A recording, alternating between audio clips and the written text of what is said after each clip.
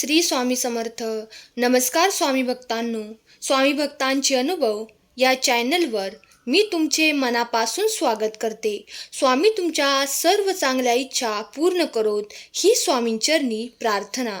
आज मी तुम्हाला एका स्वामी सेवेकरी दादांना आलेला अनुभव त्यांच्या शब्दात सांगणार आहे. दादा म्हणतात, मी सांगली सेवा केंद्रातील सेवेकरी आहे. माझी मुलगी ही 6 वर्षाची आहे. ती दुधाचे पदार्थ खाल्ल्यामुळे आजारी पडली. तिला आम्ही स्पेशालिस्ट डॉक्टर यांच्याकडे ट्रीटमेंटसाठी घेऊन गेलो. त्यांच्याकडे 7 दिवस ती ॲडमिट होती. तिला शौचामध्ये खूप इन्फेक्शन झाले होते. त्यामुळे तिला अगदी डोळे उघडण्याची सुद्धा शक्ती राहिली नव्हती. तेव्हा सेवेकऱ्यांकडून उतारा करून घेतला. त्यांनी आम्हाला तिच्या नाडीवर महामृत्युंजय मंत्र म्हणायला सांगितला. ते सर्व केल्यानंतर ती बरी झाली. पुन्हा लगेचच 2 दिवसात तिच्या पोटात दुखू लागले. डॉक्टरांनी तिची सोनोग्राफी करायला सांगितले.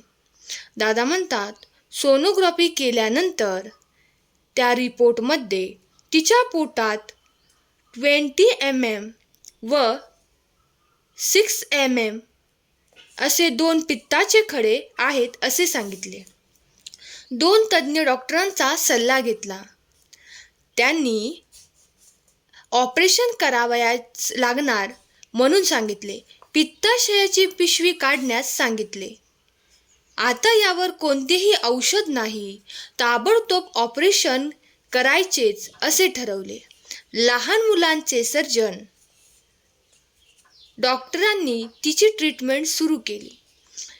त्यांनी एकही औषध दिले नाही, पण खाण्यात बदल करण्यास सांगितले.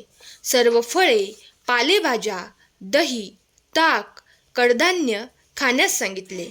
कारण ऑपरेशनसाठी ती एकदम अशक्त आहे. तिला सहन होणार नाही असे डॉक्टरांनी सांगितले.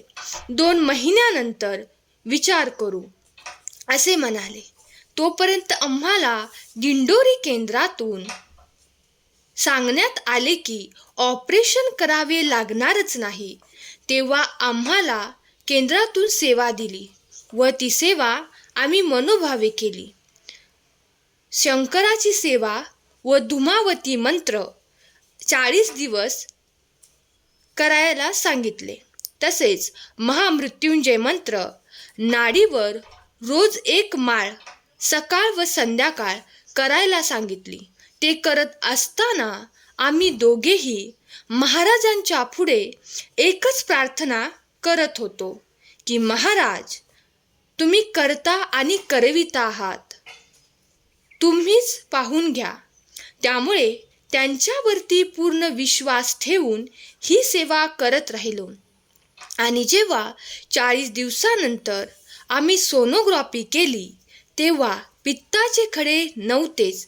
डॉक्टर म्हणाले, अहो, that is clear, there is no problem.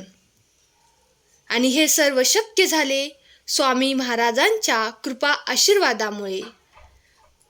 महाराजांच्या आशीर्वादामुळे आज माझी मुलगी त्रासमुक्त झाली. असा कृपा आशीर्वाद माझ्या कुटुंबावर व इतर सर्व सेवेकरांवर राहू दे अशी स्वामींचरणी मी विनंती करतो. श्री स्वामी समर्थ. स्वामी भक्तांनो, आजचा हा स्वामी सेवेकरी दादांचा अनुभव खरंच खूप सुंदर होता. स्वामी आपल्या भक्तांना सदैव आशीर्वाद देऊन त्यांचे कल्याण करतच असतात. स्वामी माऊली, तुमचे खूप खूप आभार. श्री स्वामी समर्थ. धन्यवाद.